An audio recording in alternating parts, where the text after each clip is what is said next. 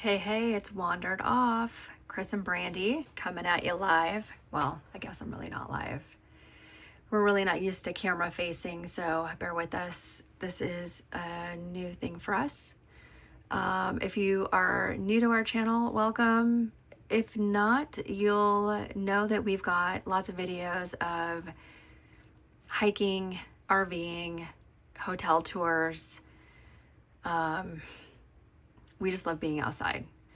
And after RVing around the country during COVID, and we are currently living in our fifth wheel full time right now, we decided 2 years ago to set out to purchase land.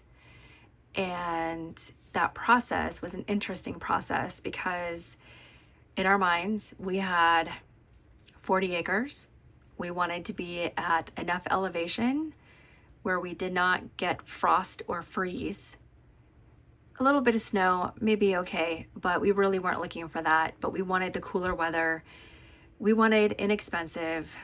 Not gonna lie, we just wanted cheap land. We wanted as much as we could afford.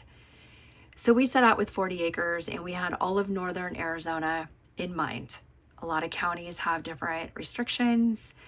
I've also learned that within counties, certain neighborhoods have additional restrictions in regards to HOAs, POAs, or CC&Rs. You need to make sure and be mindful when you're looking at property that you understand what the restrictions are. You want to make sure your land is not landlocked and you have no access to it, or you have to drive through somebody else's property to get to it. So anyways, long story short, we set out in 2024 and we made 2 different trips out to Arizona. We are currently in Florida, and we traversed the entire northern side of Arizona from White Hills, Dolan Springs, Meadview, Kingman, Ashfork, Williams. Ashfork and Williams were kind of our main areas we really wanted to be in. I know they get snow, but there's trees. We really wanted some landscape and didn't want to be in barren desert. We even drove as far as up to the south rim of the Grand Canyon, and we looked in that valley area. There's like an intersection junction right there. We drove down to Flagstaff. We drove out to Winslow. We drove out to Heber. And that was as far as we got. We know that we don't want to be as far east as Apache and Navajo counties. We still want to be accessible to a major airport, things like that. Brandy, do travel a lot for work and have to be accessible to an international airport. So we ended up in Mojave County after I think 2 or 3 trips we made out, and we quickly learned that the 40 acres was not, it just wasn't attainable. The 40 acres that we would go look at, we couldn't get our RV to them. You could barely get a Jeep to them, and every time we go out there, we rent a Jeep. We could barely get the Jeep out to most of these parcels of land. So being able to get our 36-foot fifth wheel to the land is huge. So we quickly realized that 40 acres was not going to be attainable for us because they just were too remote or too close to the highway, or they just didn't have enough landscape for us. They were too barren or too many washes. So then we started looking at 10 to 20 acre parcels. We did not want to go below 10. Again, like our plans just kind of, you plan something and then you get out there and 90% of your plan goes out the door. So we ended up in Mojave County in an area that I'm not going to disclose. It is an area that we were not looking in. It is an area that wasn't even on our map until we were just driving by on the highway, and I was just happened to be looking at Zillow while Chris was driving. I'm like, let's just go check this area out. So we did, and we found a parcel of land that really spoke to us. Called our agent, made an offer, and we were ghosted. We did come in a little bit lower. We decided to go back after they ghosted us with a full price offer, and they ghosted us again. And shortly after that, took the listing off the market. That listing had been on the market for almost 2 years. and we were totally ghosted, and then they took it off the market. No clue. So we ended up making an offer on one of the other parcels that was for sale in this area. We drove by it, didn't really stop and look at it because we'd already decided we were going to buy the other one. So we ended up buying this parcel that we have now. It's kind of sight unseen. We went in full price because we did not want to lose it. And we did pay, it is just under 2.5 acres. And after closing costs, everything is said and done, I think we end up closing around $13,000 for the roughly 2.5 acres. So, which for us wasn't bad. We do not have power out here, and obviously we don't have water. There is power quite a ways down the area, but to bring it to our property, it would cost, according to the power company, about $48,000 to bring that power to our parcel. So we are going to be solar, completely off grid. I also did receive a quote for a well with no guarantee, and that quote, depending on the materials that you use, ranged from basically 35 to 50 grand as well. So we will be hauling water, solar hauling water. We love this area.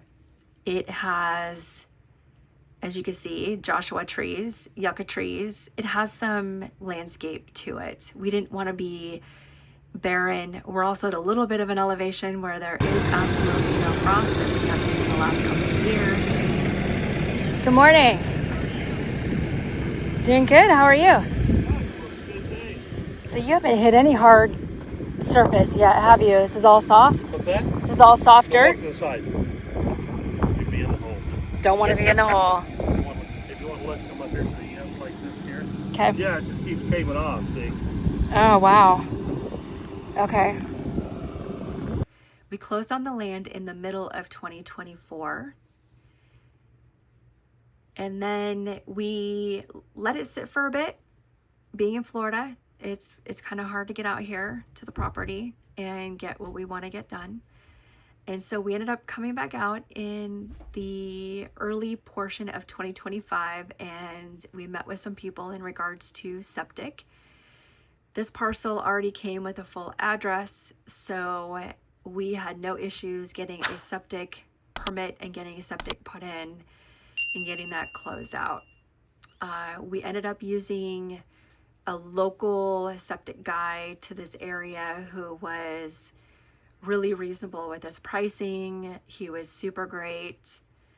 Came out when he said he was going to come out and was just a straight shooter. So we got that septic done early 2025. That permit closed rolling into Q3 of 2025.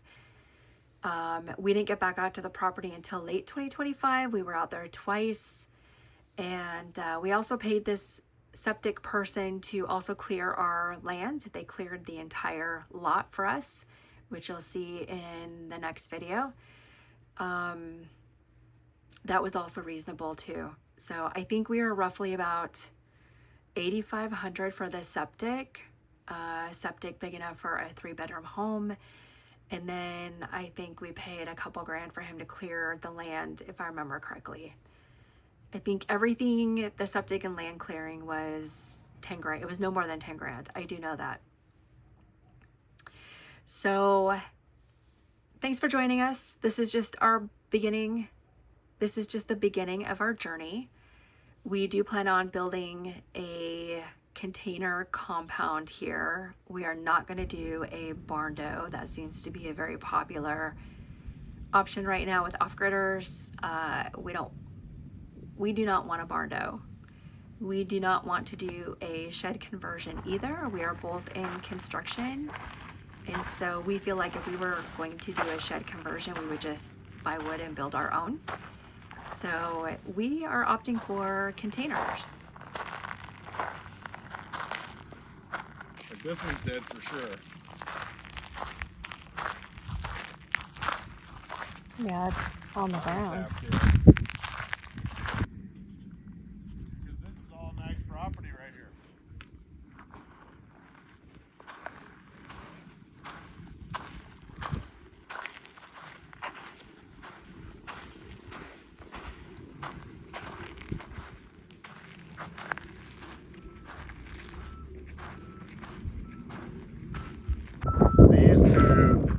on your property, but that third one over there is. So that one's not either, that tall Nope. one back there? That's not on your property either.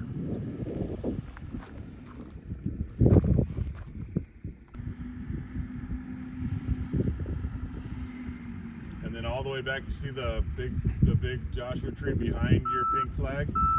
That's your property line. Way back there. Where the pink flag is, that's the indicator for him to know that that's where the road crosses our property.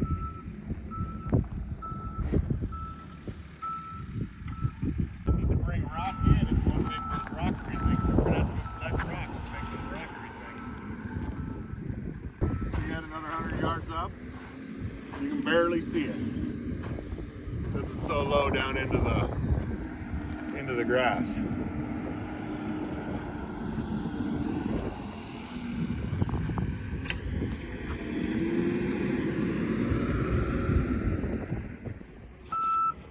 Your property line's here. Yeah, so that's not ours. That's a nice one though. That's a nice tree. It's not bad. Yeah, you got 1, 2, 3 right here that are real good. And is that ours? Yeah, that one's yours, that one's yours, that one's yours. Those are all 3 real good. Look at that one's got fruit on the top. It's so good. That one's ready to go. This one's got flowers on the top. Also in Mojave County, if you stay within a certain amount of square feet, you don't have to pull permits. So that is kind of our goal, is to do that. So you'll see the next video will be containers, our container shopping experience. And then the video coming up after that will be our land cleared and kind of what our plans are. We met with contractors as well to talk about a concrete slab. You'll get some content from that. So we hope you stick around. This is going to be a slow process for us as we are still in Florida, as I mentioned. We are hoping to get over to this area full time at the end of 2026. And based on meeting some contractors for a slab and the responses that we got, and you'll get all of that information in a couple of videos from now, it's going to be a slow process. And I think we're just going to have to get out there and do it ourselves. We were kind of hoping we could at least get the concrete slab in so that when we pull the RV up to the property, we could easily pull the RV up, call it a day. We don't want it in the dirt. And I think we're just going to have to get out there and do everything ourselves. So we'll see how it goes. Thanks for joining. Hope you subscribe and come along for our future off-grid journey.